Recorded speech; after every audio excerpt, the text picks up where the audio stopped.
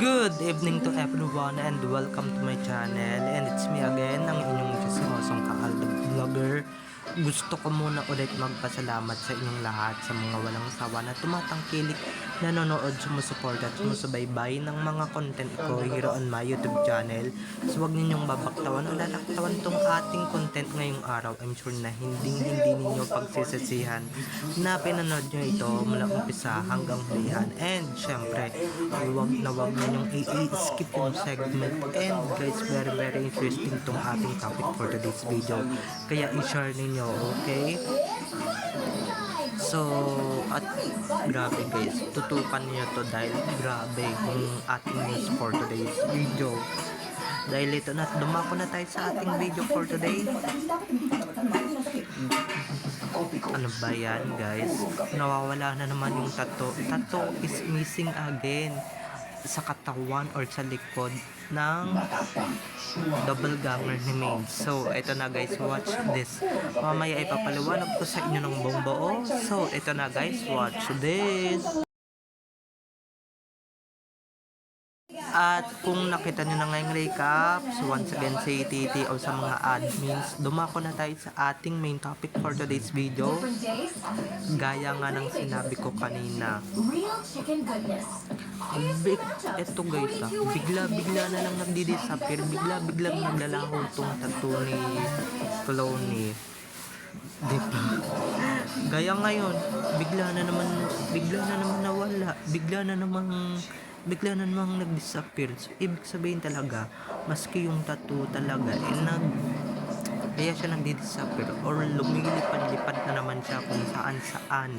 Ibig sabihin, hindi siya talagang patagal dun sa likod ng gumagaya or ng gumagaya sa kanyang pinagpapatatuan or pinapalagay sa kanya.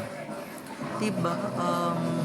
Kasi nagtataka ako, pang ilang beses na yan guys pang ilang beses na yan nawawala yung tattoo na yan, diba? Ewan ko ba, baka diba, baka nabobuhay talaga yung tattoo sa katawan sa katawan ni Clowny, kaya ayan, diba? Kaya hindi lang talaga niya masikmura ng tattoo na yan, ng Jack Sparrow na yan, yung katawan ni Clowny na sobrang baho, diba? Kasi tignan mo naman mga ka-ADN, pang ilang beses na yan, diba? Ang kilala natin talagang tattoo is yung nag-i-stick kay Maine, diba? Pero yan, kakaibang tattoo yan, biglang nawawala. Ano yan, hindi yan permanent. Alam ko henna yan, pero yung kay Maine talaga is permanent. Okay, permanent talagang tattoo at permanent talagang hindi siya nawawala, diba? Ang tawag dyan is hindi talaga masikmura ng Jack Sparrow tattoo na yan or ng Sparrow na tattoo na yan, yung katawan ni Clowny na sobrang dumi at sobrang baho, diba? Kaya sa iba na naman siya namugad at sa iba na naman siyang pugad dadapo, diba? Kaya diba, maski yung diba, hindi niya talaga magaya-gaya si May, talagang ang labo, sobra. Dahil yung tattoo pa lang diba, ano yan, biglang nabuhay, biglang nawala, lumipad, ano na nagiging totoong ibon, biglang nawawala. Dahil kung ako sa'yo, Clowny, baka hindi lang talaga niya afford ang magpahinga every month or magpalagay, kasi guys nabubura yan diba? Or baka talaga hindi talaga siya nagpapalagay kasi nga diba, ayaw yung tattoo at baka allergic siya sa tattoo, pero like what I said earlier, diba, kasi dapat diba, kung manggagaya ka, panindigan mo na. Kung manggagaya ka lang dapat ano ka na, dapat panindigan mo na, diba? Yung tattoo pa lang, pang ilang beses na yan, Clowny. Kaya kung ako sa inyo, wag niyo talaga yung back ni Clowny, kasi nga nahahalata talagang nilalayasan siya ng Clowny. Nilalayasan siya ng tattoo niya, nilalayasan siya ng Sparrow at hindi talaga makatagal or hindi siya masikmura. Pati tattoo ni May hindi masikmura, yung ganyan karami, ganyan ka dirt di ba? Kasi, kasi di ba biglang nawawala kung talagang pag napipicturan si Clowney na nakatalikod, di ba? Biglang nawawala, biglang nag-disappear. Di ba? Biglang bumabiyahe talaga ng bonggang-bongga. So, yun lang mga alam di ba? Para malaman po kung sino gawa nito. Kasi yung ano although nabobura naman talaga yun, di ba? At least yun may totoong tattoo, di ba? Hindi katulad ng isa lang na parang sticker lang talaga ng bubble gum. Baka naman talaga, hindi naman talaga henna yun kay Clowney. Di ba? Kasi kung henna yun, meron pa yun eh. Di ba? Baka ano lang yun, baka sticker or tattoo sa bubble gum or ano di ba yung bubble gum na merong tattoo, baka yun lang yun, kaya di ba pag pligo na beads sa pera, kaya yan nabubuko yung mga kawalang yan at kagaguhan niya, di ba?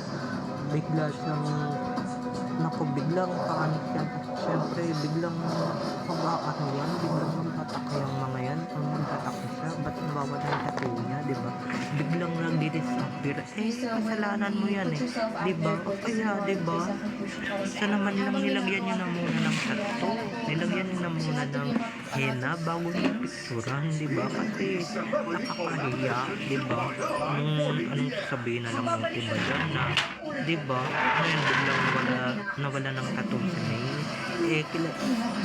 Kung fan ka talaga ng Adab, di ba? Or fan ka ni May, talagang makikilala mo si May kay May Tattoos. Okay? At isa yung pinaka ma-remember o remembrance nating mga ADM sa kanya dahil nga it symbolizes Colin Richards' character sa Mobile Legends na Jack Sparrow. Okay? Actually guys, tatlong ibon yan.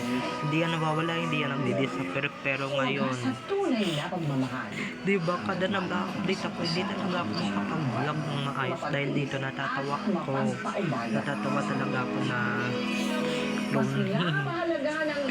Maski yung tattoo kung hindi ka makasundo o hindi ka talaga type ng tattoo na yan, diba?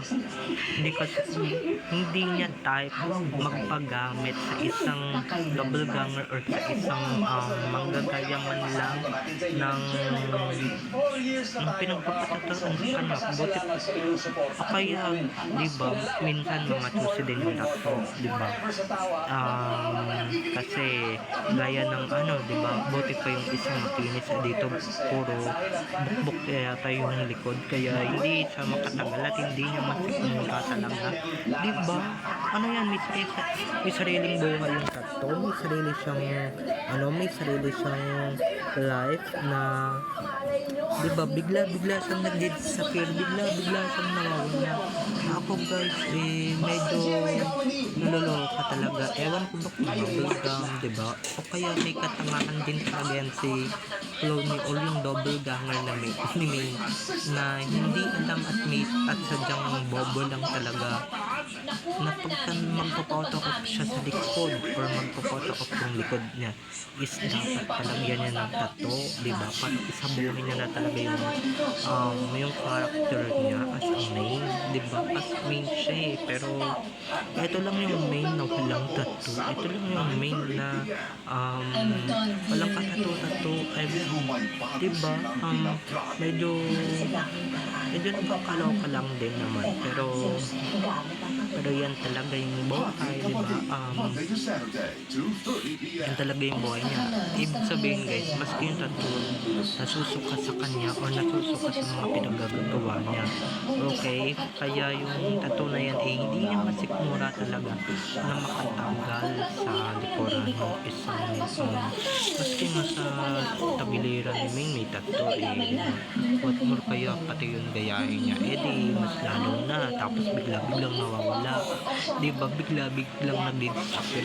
Alam niyo may mga nangyayari ng ganyang instances dyan kay Clowney. Ibig sabihin yung mga nagtatattoo sa kanya hindi na inuulit, diba? Yung pagpapahinga, kunwari once nagpapahinga tapos hindi na inuulit, baka talagang hindi siya nagpapahinga, diba?